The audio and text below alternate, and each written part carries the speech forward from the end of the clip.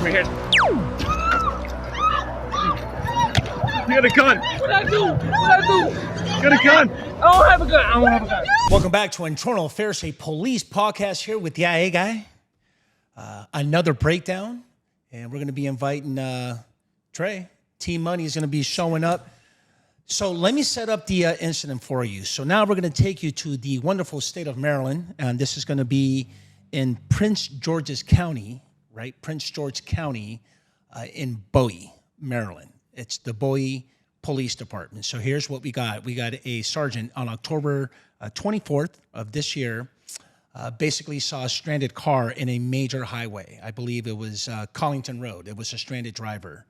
And so Sergeant proceeds to go, Coach says he's at scene, and he gets out of the car and take a look at what happened. 210 76th Avenue.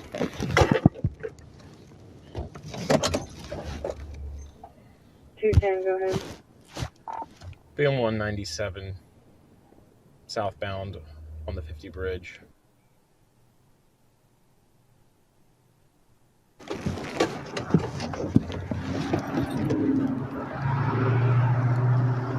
How you doing?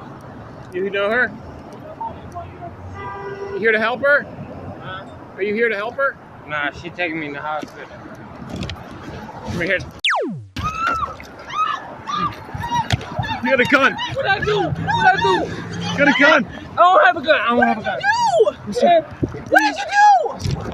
210. Saw me another unit. What did you do? Why did you do that? Why did you do that? I'm sorry. Why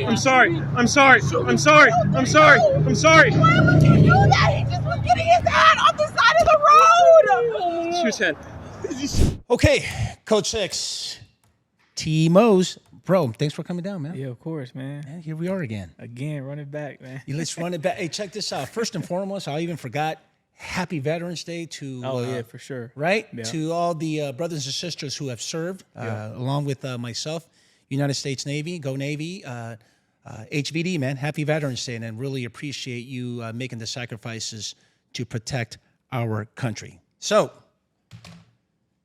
this incident, man. Yeah.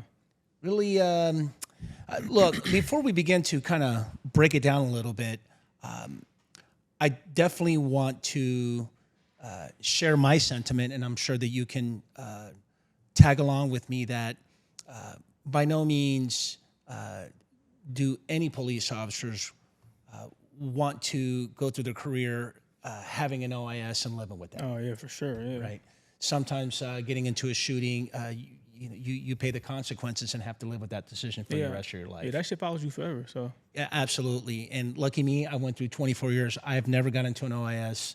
And as fresh as you are, really hope you make it home safe to your family. Yeah. Okay. So I say that only to bring the point across that what Sergeant, I even forgot his name, Sergeant Robert Warrington is going through is far beyond just the actual optics, because it doesn't look good. yeah, the optics, God. Right.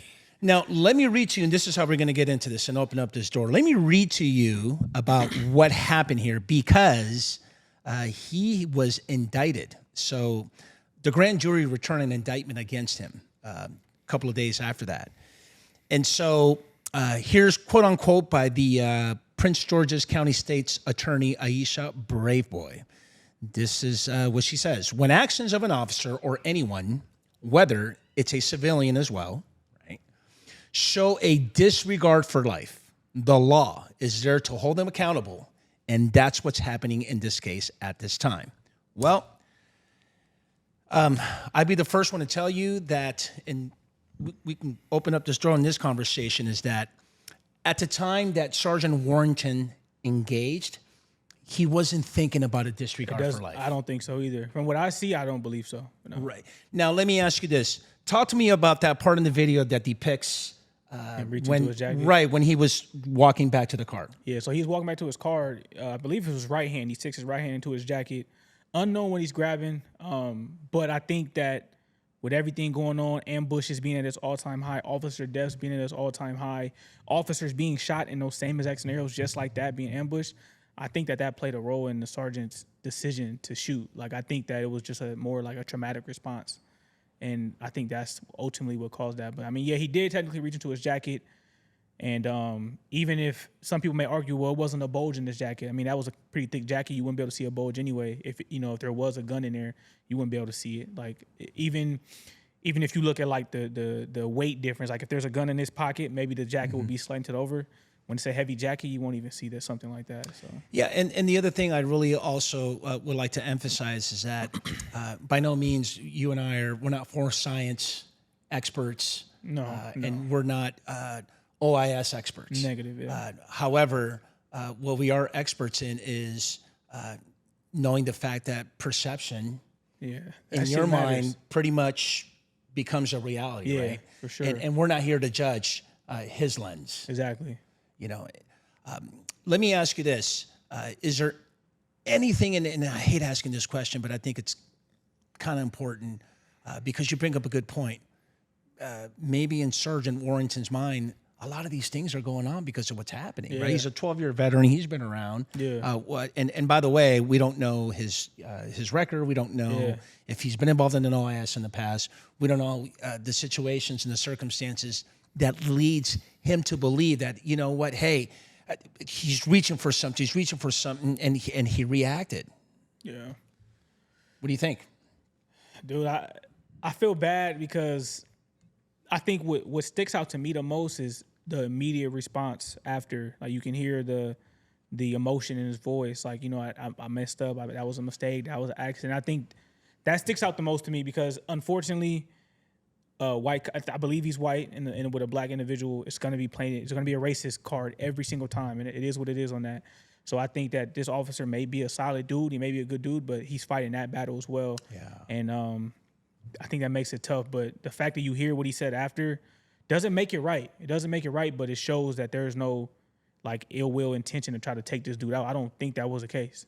Yeah. No. And I'm with you. The fact that we're quoting from a district attorney that at the time that he actually engaged, there's a disregard for life. No. Me personally, I think that's absurd. Yeah. That's just my opinion. And we talked about this too. I don't want to go back to my criminal law in law school, but when we start talking about attempt murder, attempt is a specific intent crime. Yeah. So basically, and again, I don't want to give you a major analysis or a conversation about the crime of attempt. However, there is some specific thoughts, intentions that you need to prove that this is exactly what he or she was thinking, right? What was the mindset of that person when it was happening? Yeah. Right.